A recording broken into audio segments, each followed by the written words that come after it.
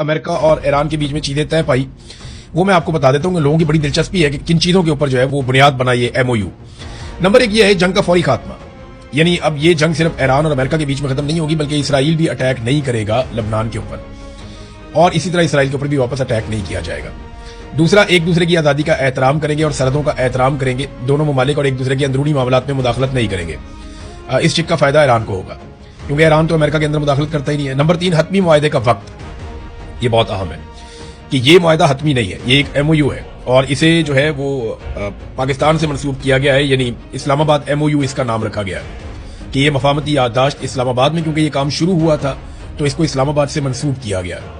تو اب یہ جو MOU ہے یہ حتمی نہیں ہے اور 60 دنوں کی ایک ڈیڈ لائن دی جا رہی ہے کہ 60 دنوں کے اندر ایک حتمی معاہدہ کیا جائے گا دونوں فریقین کے بیچ میں، اور اگر ضرورت پڑی تو یہ وقت کچھ بڑھایا بھی جا سکتا ہے آپس میں اتفاق رائے سے۔ نمبر 4 یہ ہے کہ سمندری ناکہ بندی کا خاتمہ ہو جائے گا، یعنی یہاں سے اب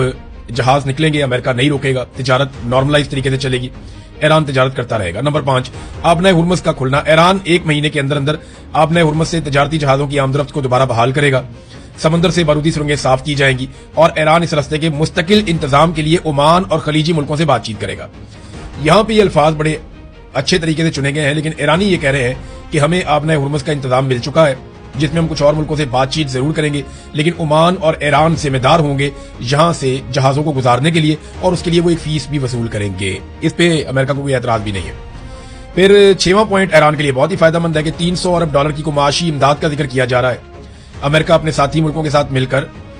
ایران کی معیشت کو دوبارہ کھڑا کرنے کے لیے ایک پلان بنائے گا جس کے تحت ایران کو کم از کم 300 ارب ڈالر کی مالی امداد دی جائے گی، قرضہ نہیں، مالی امداد کا لفظ استعمال کیا گیا۔ نمبر 7 پابندیوں کا خاتمہ، یعنی جو پکا معاہدہ ہو جائے گا اس کے بعد امریکہ ایران کے اوپر جتنی بھی پابندیاں لگی ہیں وہ ختم کر دے گا۔ اس میں اقوام متحدہ اور عالمی جوہری ادارے کی پابندیاں بھی شامل ہوں گی جو ختم ہو جائیں گی۔ نمبر 8 ایٹمی پروگرام کا فیصلہ، ایران نے دوبارہ یقین دہانی کروائی ہے کہ وہ کبھی بھی ایٹمی ہتھیار نہیں بنائے گا۔ ایران کی ضرورت کے مطابق پرامن مقاصد کے لیے ایٹمی مواد کے استعمال کا فیصلہ کیا گیا ہے اور حتمی معاہدے میں اس کو آگے بڑھا دیا جائے گا۔ معاملے کا مسئلہ یہ ہے کہ ایران نے یورینیم کو زیادہ افزودہ کر دیا تھا، اگر وہ اس سے اور زیادہ یورینیم کو افزودہ کر دیتا ہے تو وہ مواد تیار ہو جائے گا جو ایٹم بم چلانے کے لیے درکار ہوتا ہے۔ تو ایران چند ہفتے دور تھا اپنے ٹارگٹ سے، اس کے بعد سینٹریفیوجز بھی ہے، سسٹم سارا ہے، وہ یہ کر سکتا تھا،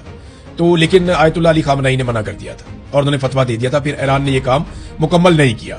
تو اب ایران جو ہے وہ اپنی یورینیم کو واپس پہلے والی حالت میں لے کر آئے گا۔ یہ جو 440 کلو گرام یورینیم ہے، بہت کہا گیا کہ امریکہ کے حوالے کی جائے، ایران سے باہر منتقل کی جائے، لیکن ایران نے یہ مانا نہیں۔ اب جو خبریں آ رہی ہیں وہ یہ ہے کہ اس یورینیم کی جو افزودگی ہے اس کو کم کرے گا ایران اور اس کو واپس ایک لیول پہ لے کر آئے گا، وہ غالباً 3.67% کی لیول ہوتی ہے، وہاں پہ اس کو لایا جائے گا۔ اچھا، 9واں یہ ہے کہ